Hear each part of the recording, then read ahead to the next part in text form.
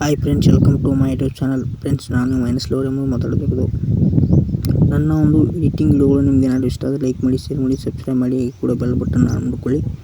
Editing ವಿಡಿಯೋಗಳು ನಿಮಗೆ ಏನಾದರೂ ಬೇಕಾದರೆ ನನ್ನ ಒಂದು ಚಾನಲಲ್ಲಿ ಕಮೆಂಟ್ ಹಾಕಿ ಫ್ರೆಂಡ್ಸ್. ಎಡಿಟಿಂಗ್ ವಿಡಿಯೋ ಯಾವ ಥರ ಮಾಡು ಅಂತ ಹೇಳ್ಕೊಡ್ತೀನಿ. Thank you so much.